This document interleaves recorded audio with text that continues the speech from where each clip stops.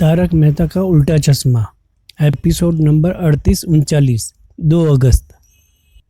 माधवी भाभी नीचे से अपने घर पे आती है और भिड़े भाई से आपस में बात करते हैं, चर्चा करते हैं टमाटर का अचार के लिए। उतनी देर में चाचा जी भी भिड़े भाई के घर पे आ जाते हैं। दोनों को उदास और चिंता में देख के वो पूछते हैं भिड़े भाई से, आखिर तुम दोनों उदास क्यों बैठे हो, किस बात की चिंता है। भिड़े भाई और माधवी भाभी दोनों कहते हैं नहीं बस कुछ नहीं, ऐसे ही हम लोग बैठे हैं। चाचा जी समझ जाते हो, पूछते क्या बात है बताओ।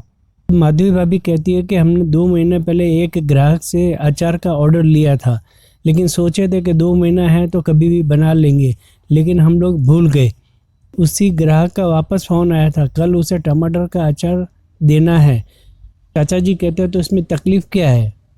का अचार बनाने में तकलीफ़ नहीं है, लेकिन आज का भाव 200 रुपया है और जब हमने ऑर्डर लिया था उस समय वो 40 रुपया था। हम लोग सोच रहे हैं कि वो ऑर्डर कैंसिल कर दे। तब चाचा जी ये समझाते हैं कि व्यापार में नफ़ा नुकसान होता रहता है, कभी रेट बढ़ता है तो कभी रेट घटता है, उस हिसाब से हमें चलना पड़ता है। जब हम फ़ायदे में होते हैं तो क्या उनको कम रेट थोड़ी लगा के देते हैं, और जब होने के बाद भीड़े मान जाते हैं और कहते हैं कि हम कैसे भी ये ऑर्डर पूरा करके देंगे। ये भी समझाते हैं कि ग्राहक हमेशा अपना भगवान होता है, उनके बदौलत ही हमारा व्यापार चलता है, और ऐसे एंड टाइम में उनको मना करना ये व्यापार का नियम नहीं है। चाचा जी भी कहते हैं कि 2 किलो मेरा भी ऑर्डर लिख लेना, क्या पूरा हो जाएगा ना। माधवी भाभी कहती है हाँ पूरा हो जाएगा, कोई बात नहीं चाचा जी हम लोग कर देंगे। टमाटर को ऑर्डर देने के लिए माधवी भाभी सुनीता को फ़ोन करते हैं और कहते हैं कि मुझे अर्जेंट में 40 किलो टमाटर चाहिए, लेकिन सुनीता कहती है मेरे पास नहीं है, आपको मार्केट जाके लेना पड़ेगा। ऐसे ही अर्जेंट में भिड़े भाई फटाफट तैयार होकर नीचे आते हैं और स्कूटर में बैठ के जाने की तैयारी करते हैं।